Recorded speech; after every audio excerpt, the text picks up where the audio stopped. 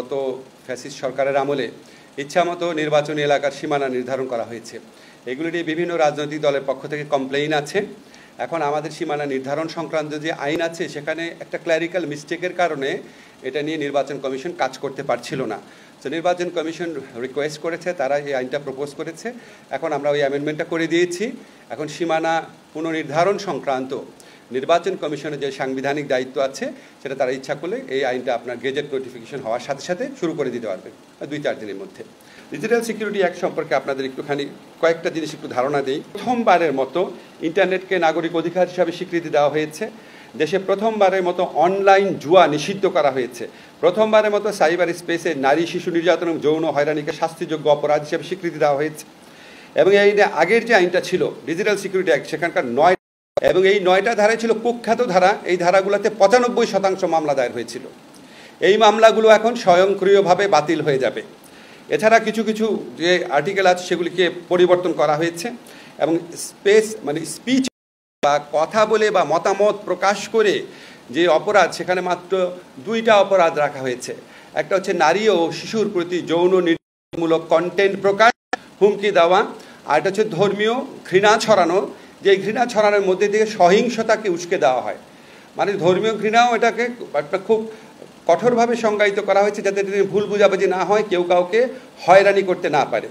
ধর্মীয় উস্কানিমূলক বক্তব্য বা যে কোনো কন্টেন্ট যেটার কারণে সহিংসতা উস্কে যেতে পারে সেটাকে শাস্তিযোগ্য অপরাধ করা হয়েছে। এছাড়া আপনার দক্ষিণ এশিয়াতে প্রথমবারের মতো এখানে আর্টিফিশিয়াল ইন্টেলিজেন্সের মাধ্যমে যদি আপনার কোনো সাইবার অপরাধ করা হয় সেটাকে শাস্তিযোগ্য করা হয়েছে। আর ম্যাক্সিমাম আইনকে আপনার স্পিচ অফেন্সের ক্ষেত্রে বলি, আপনার যে 2টা স্পিচ অফেন্স বললাম না, যে নারী ও শিশুর প্রতি যৌন হয়রানিমূলক কন্টেন্ট প্রকাশ বা ধর্মীয় ঘৃণা এবং সহিংসতা সৃষ্টিকারী কোনো কন্টেন্ট প্রকাশ, সেটার ক্ষেত্রেও আমরা রক্ষা কবচ রেখেছি। এই ধরনের মামলাও কারো বিরুদ্ধে হলে এটা আপনার আমলিয়া আদালতে যাবে, যেই ম্যাজিস্ট্রেট এটা কগনিজেন্সে নেন সেখানে যাবে। যাওয়ার পর 24 ঘন্টার মধ্যে উনি যদি দেখেন এই মামলায় কোনো সারবত্তা নাই, তাহলে উনি ট্রায়াল স্টেজ মামলা বাতিল করে দিতে পারবেন। অর্থাৎ চার্জশিটের জন্য ওয়েট করতে হবে না। যদি দেখেন একদম সম্পূর্ণ ভুয়া মামলা, এই মামলার কোনো ভিত্তি নাই, উনি সাথে সাথে এটা বাতিল করে দেবেন, 24 ঘন্টার মধ্যে বাতিল করতে পারবেন।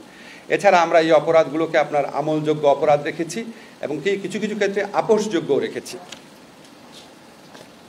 একটু আপনাদের বলি, একটু সময় লাগছে। আপনাদের যে সমস্ত বিধান বিলুপ্ত করা হয়েছে, এটা হচ্ছে মুক্তিযুদ্ধের চেতনা, আগের আইনে যেভাবে উল্লেখ ছিল সেটা পড়ছি। জাতির পিতা বঙ্গবন্ধু শেখ মুজিবুর রহমান জাতীয় সঙ্গীত বা জাতীয় পতাকা সম্পর্কিত বিদ্বেষ বিভ্রান্তি ও কুৎসামূলক প্রচারণার দণ্ড সংক্রান্ত যে বিধান সেটা বিলুপ্ত করা হয়েছে। এই বিধানে প্রচুর হয়রানিমূলক মামলা হতো। মানহানিকর তথ্য প্রকাশ, প্রচার ইত্যাদির জন্য দণ্ড প্রকাশের বিধান, যেটা এতে প্রচুর মামলা হতো। আপনারা জানেন অনেক সাংবাদিকও এই মামলার ভিকটিম হয়েছেন। এই ধারা সম্পূর্ণ বাতিল করা হয়েছে।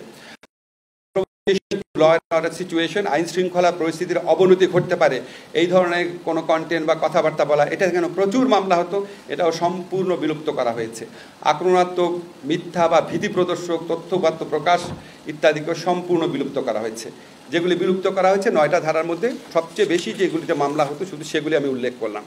এই যে আপনাদের বললাম যে 9টা ধারা বাতিল হয়েছে, এই 9টা ধারাতে 95% মামলা বিগত ফ্যাসিস্ট আমলে দায়ের করা হতো। এই মামলাগুলো এখন থেকে স্বয়ংক্রিয়ভাবে বাতিল হয়ে যাবে।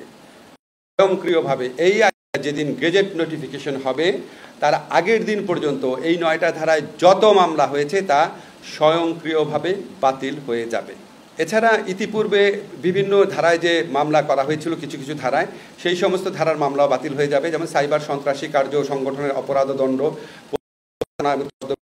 কারণে দণ্ড, এই ধারাগুলো কিন্তু আমাদের আইনে আছে, কিন্তু সংজ্ঞাটা এমনভাবে পরিবর্তিত হয়েছে যে আগের ধারার যে মামলাগুলো সেগুলি আর টিকে থাকবে না। নতুন আইনে আমরা জামিনযোগ্য ধারা করেছি, যেমন সাইবার স্পেসে জালিয়াতির অপরাধ, তারপর হচ্ছে ট্রানজ্যাকশনের অপরাধ, ধর্মীয় বা জাতিগত বিষয়ে সহিংসতা, ঘৃণা বিদ্বেষমূলক তথ্য প্রকাশ, যৌন হয়রানি, ব্ল্যাকমেইলিং, অশ্লীল বিষয়বস্তু প্রকাশ, অর্থাৎ স্পিচ অফেন্স, কথা বলে বা মতামত প্রকাশের মাধ্যমে যে অপরাধগুলো হতো এগুলি সব কিছু জামিনযোগ্য করা হয়েছে। আর একটা খুবই আপনার উল্লেখযোগ্য যে জিনিসটা হয়েছে, এখানে সাইবার সিকিউরিটি কাউন্সিল আছে, আপনার কন্টেন্ট অপসারণ করবে।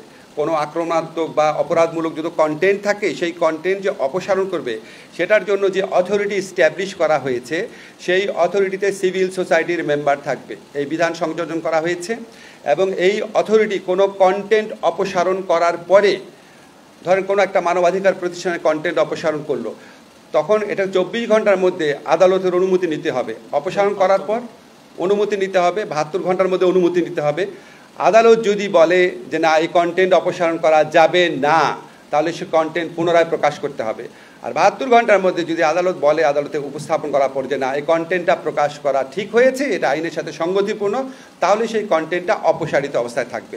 অর্থাৎ আমরা অনেকগুলো রক্ষা কবচ সৃষ্টি করেছি। আরেকটা রক্ষা কবচ হচ্ছে, যেই কন্টেন্টটা অপসারণ করা হবে সেটা সম্পর্কে জনগণকে জানাতে হবে। তো জনগণ সেন্সিটাইজ থাকবে, আসলে সরকার কি উদ্দেশ্যমূলকভাবে কোনো কন্টেন্ট অপসারণ করছে, নাকি সত্যি সত্যি আইনগতভাবে যেটা প্রকাশ করা যায় না সেরকম কন্টেন্ট অপসারণ করছে। আমি আপনাদের আইনগত ব্যাপারগুলো বললাম।